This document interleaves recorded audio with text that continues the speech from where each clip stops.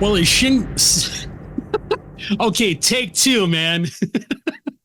His single Shine has only been on the SMR charts for a little over 5 weeks now, and the amount of ads is making it top 20 bound. So definitely, we want to get up close and personal with the artist known as Freemoor. First off, man, I see stuff. You are all over the country, the world. Where are you based? Okay. How you doing, man? I would say currently I'm based in Las Vegas, but as you mentioned, I've pretty much been spending most of my time in Europe, Germany and England. So I would say now Las Vegas. I'm a new resident of Las Vegas. Shout out to Las Vegas. New resident of Las Vegas. Right Okay, on. I got that. Let's I want to I guess first look at your early years, Yes. and I'm talking about actual youth. I mean, when did you gravitate towards music? Mm. Well, with my background, I would say my mother was always into music as a singer, drummer. She was a model, so she was in my ear from my early childhood, and she also almost had a developmental deal with Capitol back in the day. So Okay. I would say ever since I can remember, even pots and pans, the whole nine. I mean, ever since I was able to yodel. Yeah, I would say that. I can see you, man, sitting on the floor with a bunch of pots and pans around you, Right and on. what you weren't always a bassist, were you? Now No, thinking about that, like pounding on the pots and pans. a drummer primarily. When I grew up, I was always going to concerts, and my main thing was to be the best drummer I could be in the world. And I always sung behind the drums.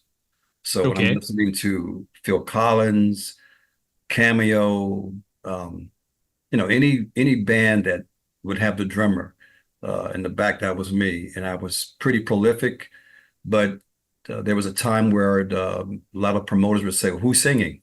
Or why is he in the front?" So yeah, and I would hum the bass. I couldn't play. I would just hum the bass. Okay. Yeah. So yeah, drums. So that's what led you to move onto bass was so you could get out front and appease the promoters, so to speak. Right on. What I, I always wondered that you bring up the singing with playing the drums. Yes. Uh, is that hard? How in the hell do you do that, man? To be honest with you, it's a lot easier to play the drums and sing than to play the drums without singing. I would say I'm orthodox. I play drums left-handed, bass right-handed. So Okay. that was kind of a strange thing. And I could sing, and I think when you're holding something, you're banging something, there's a little bit more urgency to get it right. So playing and singing for me felt so natural as opposed to being put in the front of the stage with nothing to hold. And I prefer to, I'm going to go back to that probably for a while too when I perform. I'll do a little something like that, right? To So, move around a little bit. Yeah, yeah.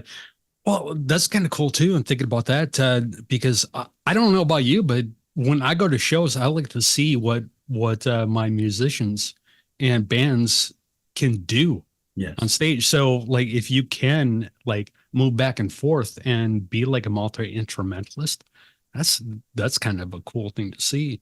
What was the catalyst? Do you think that took you down the path of music? Well, I guess graduating high school, I had a choice between sports and music. I went into college playing sports, and I guess you would say, just the whole physical thing, martial arts, boxing, but music was always there. So I think when I was back in LA, I just couldn't stay away from it. The atmosphere is just like musicians are coming up. I felt I had something to offer. I'll tell you a short story. I went to an audition with a friend of mine who was auditioning, but I was there just as a driver. So we played the same instrument, drums, but I did not want to audition because he's auditioning. But then at the end of the day, after 3 hours of auditioning, they wonder, who am I? Why am I in the corner? And my friends look at me like, uh-oh. So I said, I play a little bit. So instead of saying drums, I said bass. an audition from an art. If it's okay with you, I'll drop his name. This man is just Absolutely. amazing. His name is Trey, and so I auditioned for him on bass, even though I really didn't know what I was doing. Okay. The notes I didn't. I just was plucking on the bass. He liked what I did, and they chose me, and also kept my friendship with my buddy on the drums, even though he didn't get picked, but at least I didn't say I play drums because, I just felt weird. I was just, Yeah. yeah. And I spent 5 years with Trey. It changed my life. He wasn't for Trey, I didn't even know the name of the strings, the notes, anything. He just liked the way I played. Yeah. You just so you were just basically doing what sounded good to you. Yeah. He said, play whatever you feel. Obviously, I had a little bit of groove and he just liked my stage presence. He said, hey, man, I got to have you. But yet I felt like, man, you're taking a chance on me. But it just became like a thing. Like this guy's on the bass. I had the whole vibe going. And I felt like I'm somebody, like I can do this. It worked out 5 years. Yeah, it was something. So I have So to. that was and I think this is always so cool because, like I told Freemoor here before we started, that I do have an outline. I don't do the question and answer kind of thing like a lot of people do, where everything is totally written out and I follow the script verbatim. And what I think is so cool is you just brought up that that was you were doing what you feel, Yeah. and that shows me right there that you are a true musician. That shows me right there that you can feel the stuff and you know exactly what you like. Therefore, I believe you know what others are going to like. I And appreciate that. like, don't you? I don't know. Don't you kind of think that's uh value to have for an artist to actually be able to feel what is right at the moment? Well, if I could elaborate on that, when we have auditions, to be honest with you, I prefer an artist a musician who walks in and can feel the music. Obviously, they might have practiced at home with charts if they want to write charts out. But I find that I've had more success working with musicians who can feel it. There's been a few cases where we're playing a song and the guy says, "Well, what note is it?" I said, "Well, don't you feel it?" And maybe he didn't. Maybe he was trained and he felt like he had to read it. But I prefer to work with guys who can do both, but yet they can feel the music and know where to go. And I think it's a natural progression amongst musicians when we get together. Uh, I just want to know who you are, your characteristic. What do you feel, as opposed to what did you see on a chart? So that's my experience is working with guys who just play reading a chart. It never worked out because I'm one of those guys that did not was when I auditioned for people. I've done a few, maybe two. I didn't get it. I couldn't read. They said, "Oh, we loved you, but you're not reading the chart." Well, how did you know? Because you didn't turn the page. I got caught. Hey, I was rocking out, but hey, he's not reading that chart, man. But everything isn't. That's almost like a bits and bytes, ones and zeros kind of thing. I mean, Yeah, why would you want it to be so regimented and uh, cut and dried? Like music, in my mind, is something that really should not be like treated as math, so to speak. You know, music is something that should flow. Music I is a agree with you feeling. You know, wholeheartedly. music is one of my favorite things here in the studio. Is one of the jocks has a poster up here that says music is what feelings like sound like, and I just that's that basically says it all. I totally agree. I think I've been blessed that I'm not trained, but it has always been about a feeling, and I could feel it. I visualize music, obviously, that there's something beyond just playing. You actually see it, even when I hear a song, lyrics. But I'm always enamored with artists who can affect me with their lyrics, but I can see and feel what they're putting out there. So I absolutely agree with your colleague that made that comment. And is that kind of a thing? Do you see yourself liking the musicians that are more like that, Yes, or so full-heartedly. it's not all about the technicality of No, it's not. what they're doing. All the And musicians that I've worked with have played, and it's all worth of merit. But I find that my history has been working with guys who come in who just have that natural flow with me spiritually, and also they feel the note, they feel the music, and the notes are just something that they, on their own. But as far as I can tell when someone actually feels it because we keep on playing. We don't have to stop. It was that a D minor. I don't know what the heck that is myself. Well, like James Brown said, if it sounds good, does it feel good? Then it's good. there you go. Did it feel Okay, good? Yeah. let's move up a little bit, man. Okay. You're in now, and you're honing your craft, and you're performing. Tell me about one of your very first gigs. Did it go as it was planned? Did it feel the way you thought it would? Are we going to say this as me playing with another artist or as far as me being solo? No, no. As another artist, we're still in that. We're still in that Okay. time period where you're just starting. When I came out on stage with Trey, it was pretty nerve-wracking as a professional basis, and we played at the Roxy, man. And Robert Torello was in the audience. He's playing for Infectious Grooves, and one of my best friends, Dean Pleasance, plays for Infectious. What's up, guys? Okay. What's up, Dean? Um, they were in the audience, and of course, they know Dean knows me as a drummer. So here I'm on the bass, and also there's some other prominent people backstage, and I believe I got a little stage fright being up front, but it went well because I had complete liberty to just do what I want. I played the notes, I played the song, and also I was able to perform. And also Trey was an artist that we had a visual. We're pretty out there, with the vinyl and I mean, I was just out there, man. So I felt great. The show went great. And the response after the show was great. And yeah, I wanted to do more. I felt comfortable not having to do much but play the bass and sing background. Okay. Now, how long was it before you decided to try out the solo thing? So with Trey allowed me to create some ideas for some of his music that he would come to me and get my opinion. So we kind of were able to have that liberty with him, that latitude.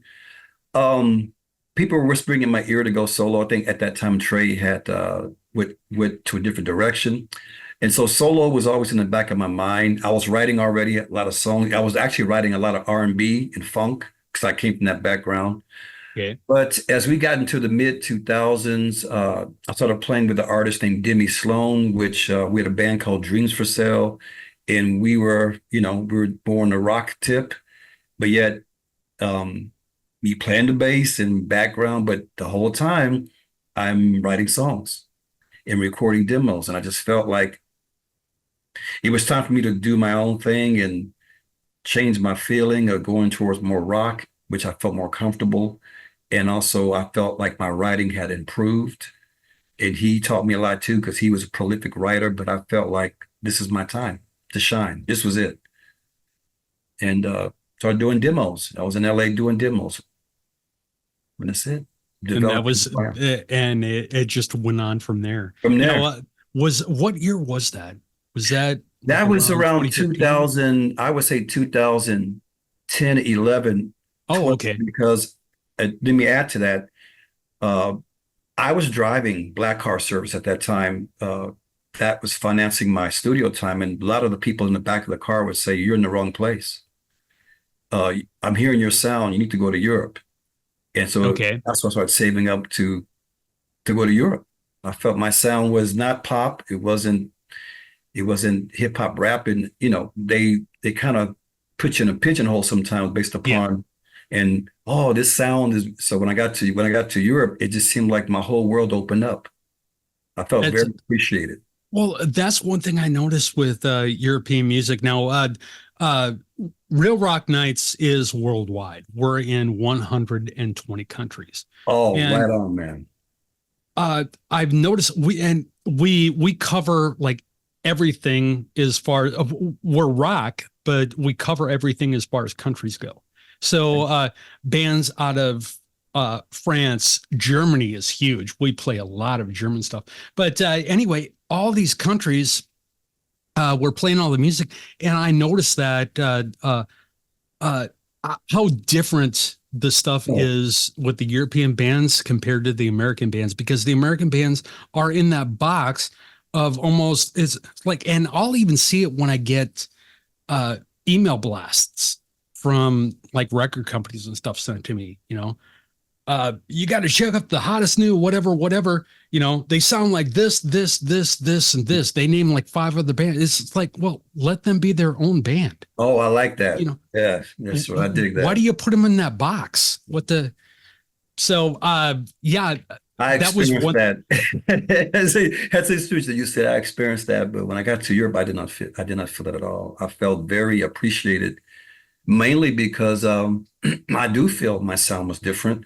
But in Europe, I felt, not pigeonholed. I could be myself, and no one, as far as the feedback, I was told was doing what I'm doing, and I'm just being myself. And I would have stayed there, to be quite honest with you.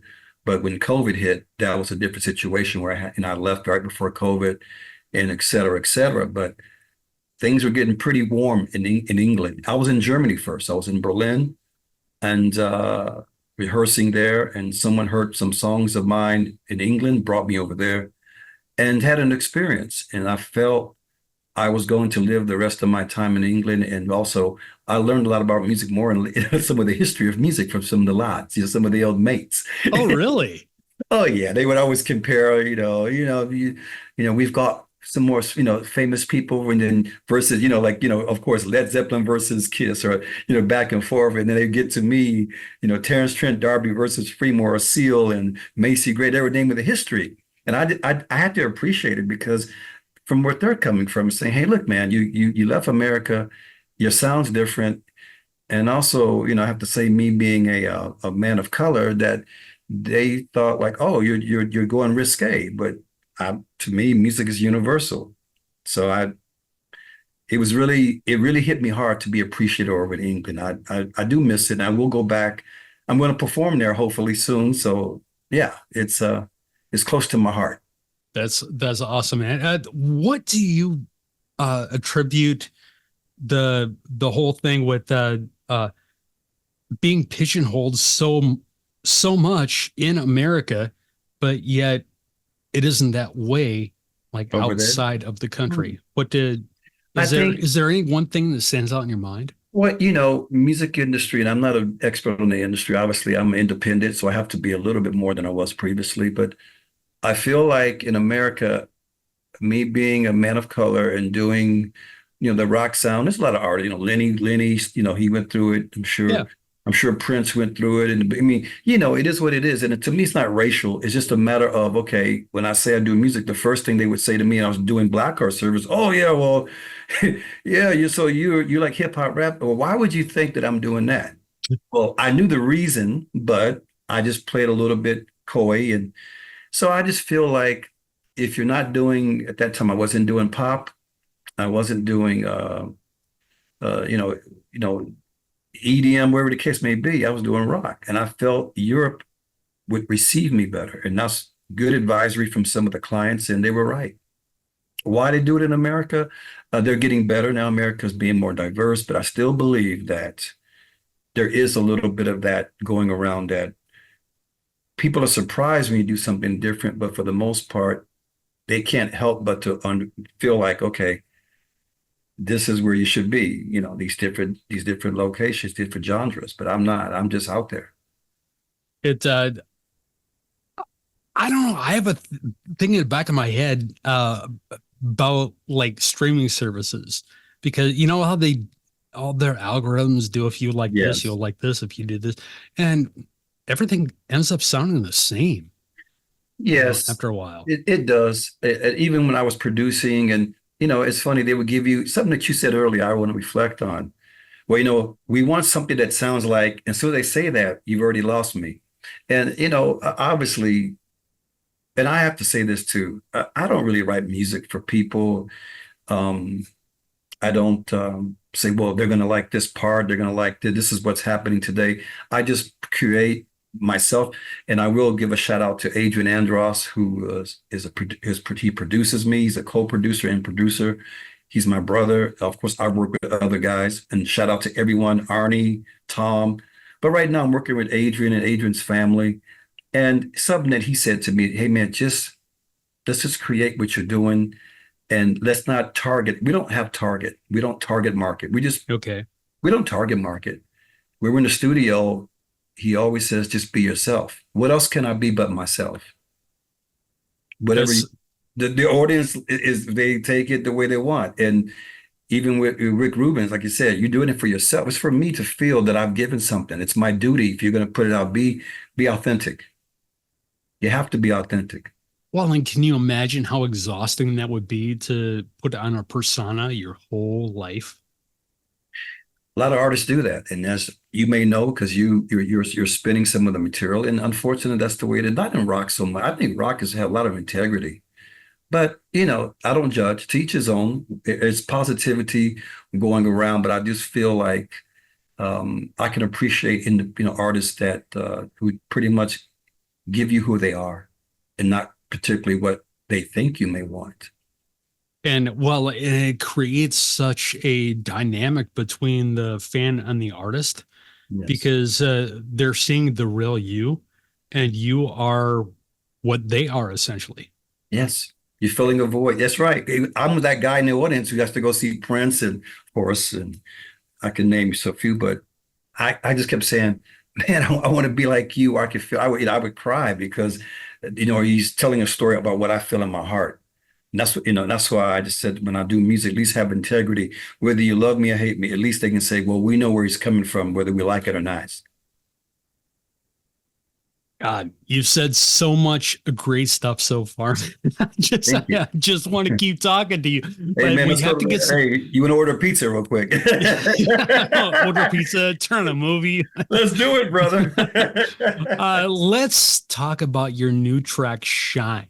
Okay, this is it's incredible. Like I said at the top of the interview, it's only been on the charts for about 6 weeks, and you are top 20 bound, and we're going to be playing you every week here, real soon. Thank you. Uh, God, this thing has like such a funkiness to the rock, man. And the rhythm in there, I can tell you're a bassist. Oh, okay. How'd you guess? All I right. love it. Was this something that just was organic? Just like you started playing, or was it something you had to like work on? You wanted a certain sound.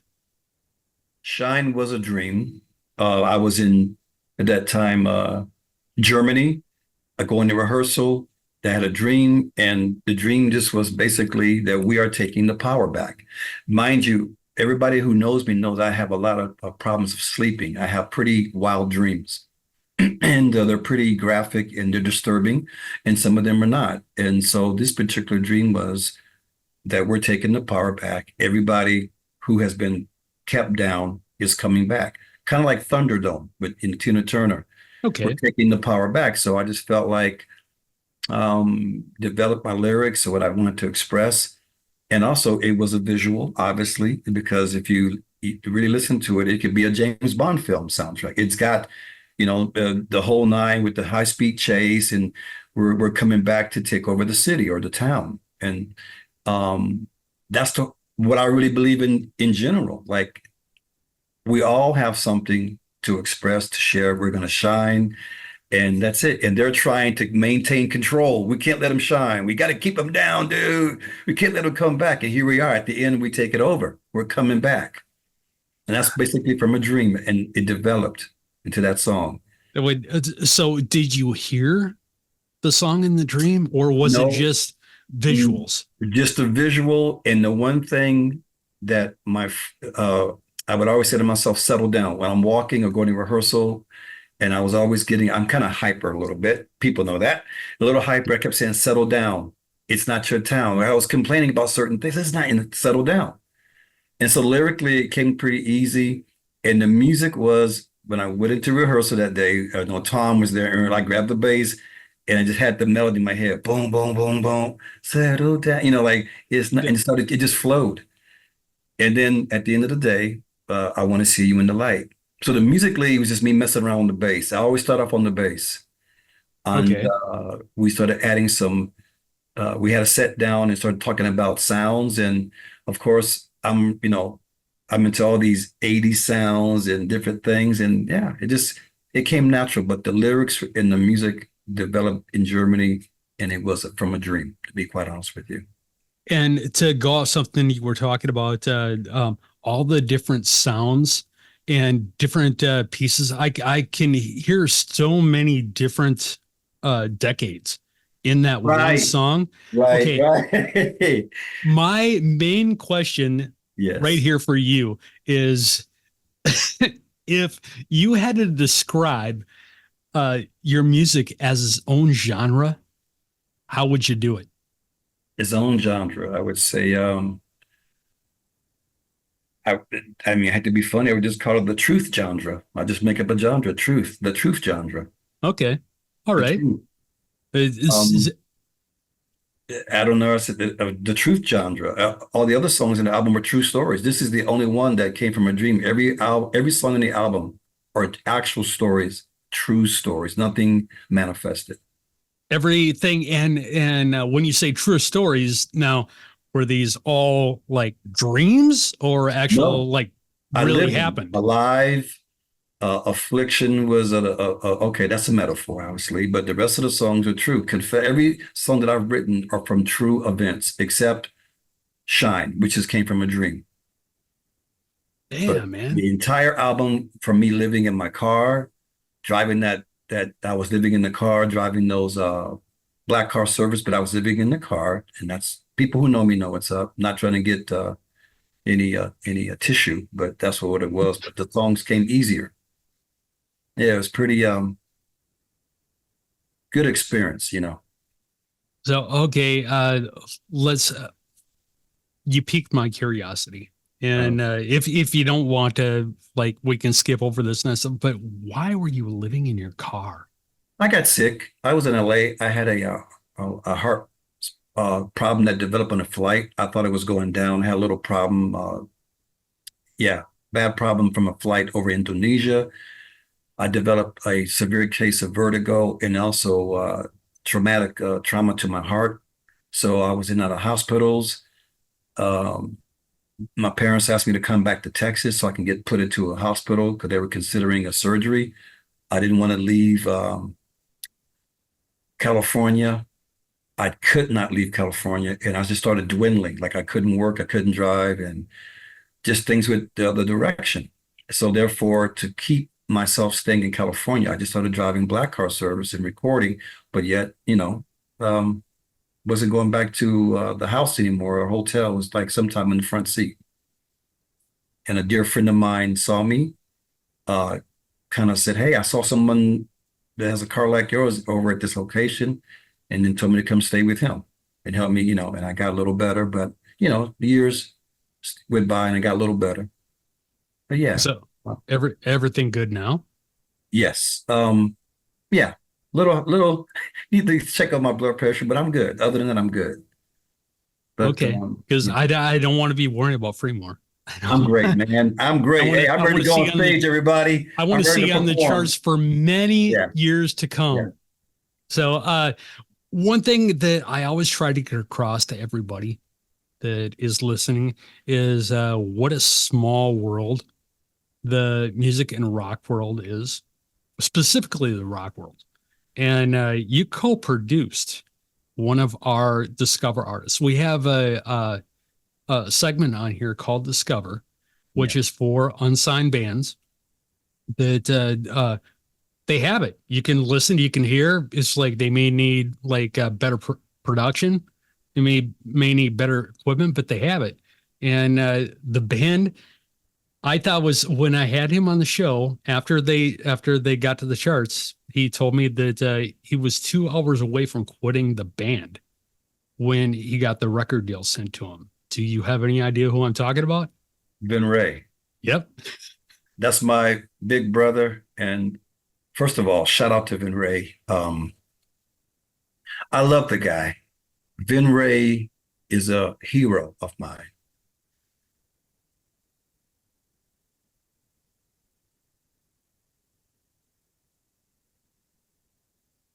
Vin Ray gave me my shot as my first professional producing gig. And he had a real high powered band, famous people, a lot of high end guys from other artists. And I'm just a guy who just hanging around his house, and he recognized some things about me. And they were all arguing about who's going to produce the record.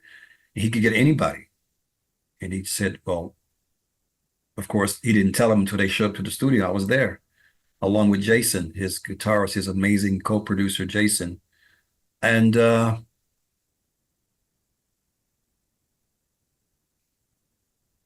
he gave me my shot against all of those people's comments. Who is this guy? And Vin Ray has been a supporter of mine, encouraging, and I want to thank him for telling Eric about me. And he's here in Vegas now. So shout out to Vin Ray, and he has my highest respect. He's an amazing guy, amazing artist. He is exactly who I inspire to be as far as my career decisions, and he's definitely a mentor. He's definitely a great man. Great. I love his sound, and yeah. And that's odd. And you say he's out in Vegas right now. Sure. Yeah, he is. He's here. I know he travels a lot, but I know that he relocated. We met 2 weeks ago, and he gave me a pat on the back, and coming from him was a big deal because, he's definitely the consequential artist, and he's very sure and serious about what he does. And he's really come along from the days when I first met him. He's amazing. I really have high regard for Vin Ray. Well, if you see him anytime soon and you think about it, tell him Shep says hi. I will It's definitely like tell a him. Yeah, great guy, he and is. played the hell out of Ben Ray with you. Yeah, Uh, what are we looking at for tours and live shows? Well, I can take your time, man. I would say this, and everybody who knows me personally knows I'm driving them crazy. They're driving me crazy. When am I going to play? I am dying to play. And a message to the masses, the pay to play situation is not always conducive for independent artists like Yes. myself. I don't have a self-contained band. I work with one particular guy, but musicians around the world, I'm very blessed. They want to work with me. I want to work with them. I just not lost. I just backed out of a show that was supposed to happen in Santa Ana, August 3rd. I backed out, and the truth is, I need to. Uh, I'm very interested in playing uh, where I can, but it has to be a situation where everyone that I bring on board is taken care of properly, and we put on a great show. It's just been the most difficult thing is getting on stage, and yeah, I think the format and myself are not really meshing together. But if anyone out there, I would listen. I'm ready. I'm seething over here. I'm ready to play. So that's it. Is it going to be a thing where you have multiple guest musicians play with you? So I have guys on a list that I keep in mind. I have like some guys in England and guys here, and of course, always with Adrian, my producer, co-producer. So before a show, we call a few people that may want to play and we perform, but he's always there. Uh, Yeah. things, hopefully I can get a permanent band, but once again, as being independent, I want to be able to keep them, rehearse with them, kind of like Vin Ray's situation. And so um, right now I will just have to play where I can, but it is a big deal when I go on stage. But if anyone, like I said, if you don't want me saying this, anyone hearing me talk, hey, I'm ready to rock. I can jump on any show, any festival, and bring you what you want to hear. Okay, with you saying that, what's the best way to get a hold of you? How do these musicians you're putting a call out to contact Freemoor? Well, they can reach me direct email, which is FREEMOORLAND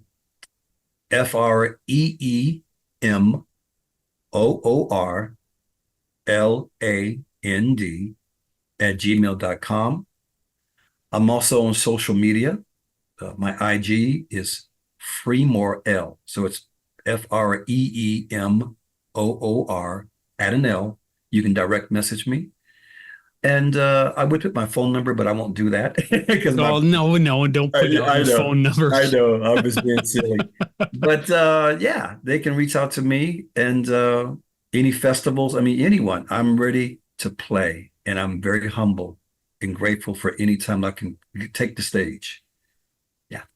Awesome. And I hope I get a chance to see you. And we've been teasing the people about your tune Shine way too long now. Okay. Should we let them hear it? Please, I'd be honored to share it with the world. Shout out This to everybody, by the way, oh, overseas, everywhere. Shout out to the whole world. the whole world, man. You got it. This is the tune Shine from Freemoor. It has been so awesome having you here, man. Thank you Thank for being you. on Real Rock Nights. I really appreciate it. I appreciate you too, and you take care. And yeah, Absolutely. been Let's great. enjoy Shine Freemoor. It's right here, right now on Real Rock Nights. Click for the latest video right here, right now. And don't forget to like and subscribe.